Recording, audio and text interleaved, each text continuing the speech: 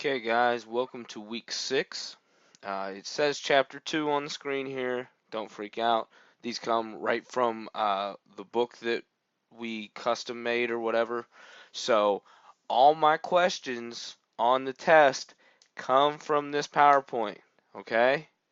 So, when you're taking the test, not only are you going to have access to the lectures, I'm going to put the PowerPoint right there. All right, so don't. This is an easy test. Okay, all the questions come right from here. All right, so we're just going to go over the first half in the first lecture, second half in the next lecture. Just a reminder too, remember everything has to be turned in by Thursday at 11:59 this week, okay? Not Sunday. Thursday's the cutoff date because my grades have to be in Friday by noon. All right, so let's go ahead. We'll get started here. I'm not going to read directly from the slides, so I'll just hit on some stuff. This is stuff we're going to go over. Origins of the internet, web providers and browsers, and the different types of things that go on the internet. Search engines, tools, and then we're going to look at different types of e-commerce and web utilities. So here you go. The internet is often referred to as the information superhighway. All right. Why is it? Because it connects millions of people. All right. So you all can read all this. I'm not going to sit here and tell you everything, but that's what the internet is made to do. It's made to make connection from one entity to another, whether it be you to a business, you to your mom, you to another country, whatever it is, that's the main purpose of it, to go back and forth. It is a large network that connects smaller networks globally. That's an important thing to remember, because when you go out of your computer, it goes to a server that's run by Comcast in your town, and then maybe to a bigger Comcast server in another state, to a bigger server, until it has the answer that it needs. Then it comes back to you. Okay? But it doesn't always have to go to that final big server. It can come back to you just from the one, if your local server has the answer.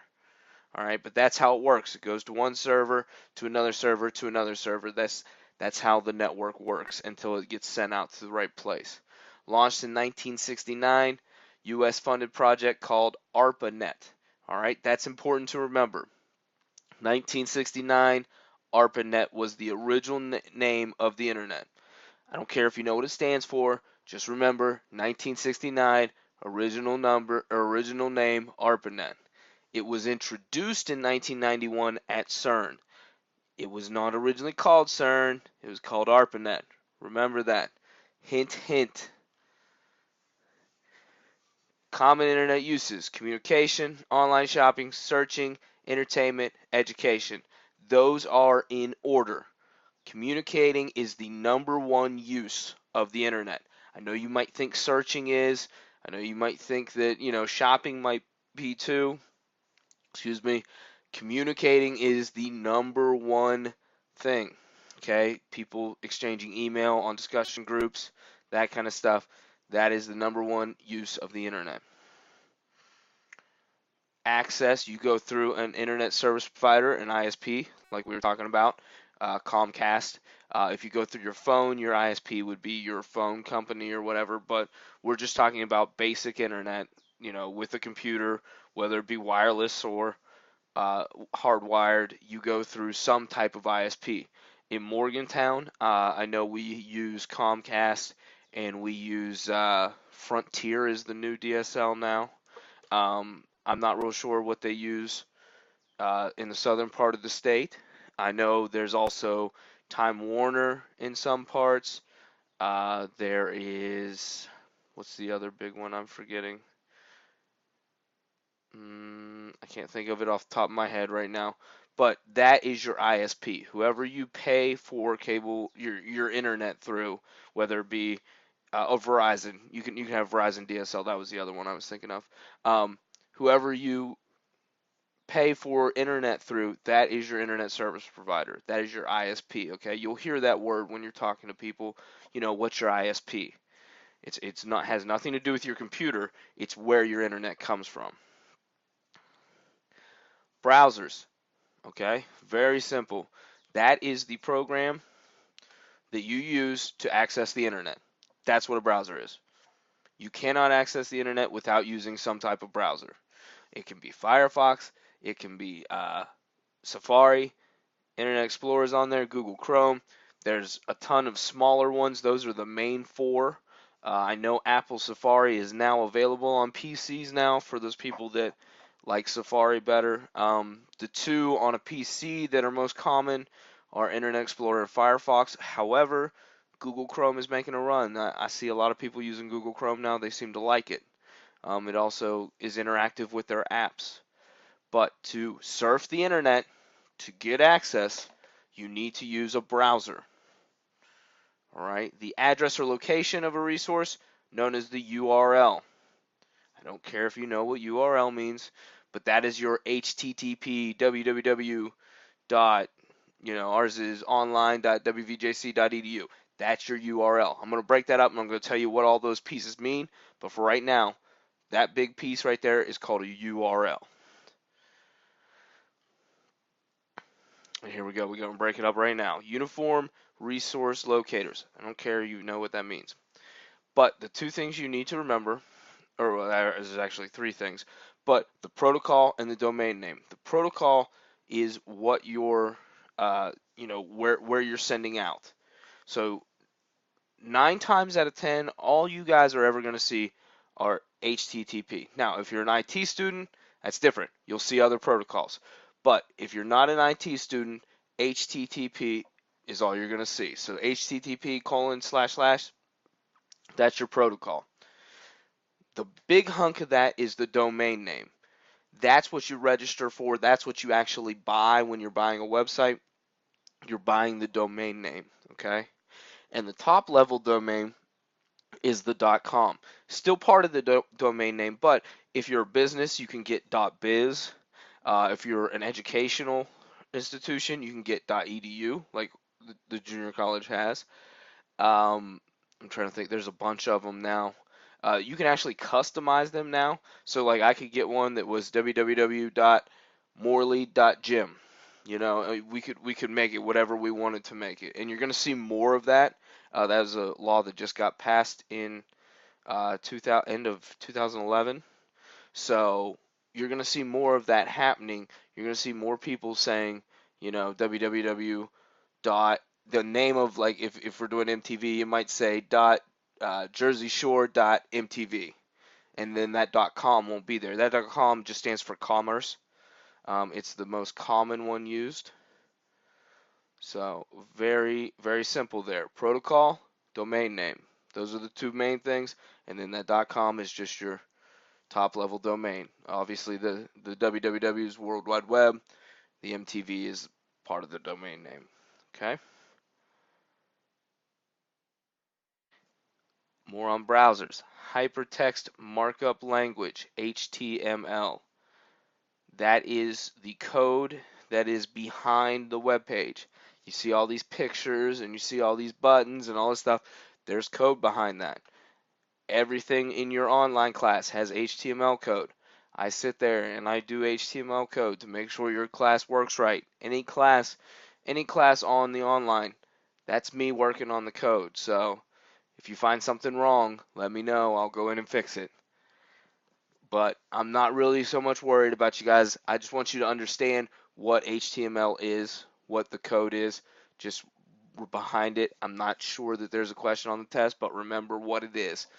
Like I said, don't worry about what it stands for. Just remember the HTML is internet code. Okay? Communication, most popular internet activity. Remember that. That includes email, instant messaging, social networking. So if you get on Facebook and you're sitting there chatting, or you send a message, or you poke somebody, or you get on Twitter and you send a tweet, that is communication. That's all considered communication. That is the most popular internet activity because people got to get on their Facebook and see what's going on. People got to tweet whatever they got to tweet. You got to check your email. You got to do all that. You do that every single day. So that is why it is the most popular. Okay? Go into a little about email. Pretty basic stuff. I think you guys don't really, just look over this. You got your header that has your address, your subject, and your attachment. A lot of times, depending if you're using Outlook or you're using Gmail or Yahoo or whatever, if you leave the subject blank, it'll pop up with a pop-up and says you're leaving the subject blank. Sometimes the other programs will flag that as a virus, so make sure you put something in there that makes sense. Your message and your signature line, obviously. Here's how the email address is broken up. Same thing. You've got your domain name at the bottom. Obviously, we don't have the protocol and the www because we just need the domain name part. There's our top level domain. We got an .edu, which can be anything, and then your username is in front of the @ symbol. Okay, that's going to be, in this case, it's D Coates on this example, but it could be Jay Morley, or it could be whoever your name is. Okay. So you always have your username, your @ symbol, and your domain name. Domain name, just like the website. The only thing is we don't have the HTTP protocol in front, and we don't have the www because we're not going out on the web. We're just sending a message. Spam, unwanted emails, junk or unwanted emails. That's what spam is. They can be viruses. They can be destructive. There are spam blockers to stop them. But remember, spam is unwanted email. Okay? Instant messaging, an extension of email that provides direct live communication between two people or more. I think you guys understand what instant messaging is. I'm pretty sure all of you know how to do it. Okay? It's pretty simple. You chat back and forth. We've got a chat function that nobody uses in the chat live. I've got office hours. Nobody gets on and talks to me, but there's a chat function there. Social networking. Obviously, you've got, your Facebook, your MySpace. There's a whole bunch over here. Twitter is considered in there. Yeah, I mean, you guys probably know more about this stuff than I do, really. But that is considered social networking. It's a reuniting site, friend-to-friend site, common interest site. Anything like that is considered social networking. At the end here, we've got blogs, microblogs, and wikis. Okay? Weblogs or blogs, remember that. A weblog is called a blog. Okay?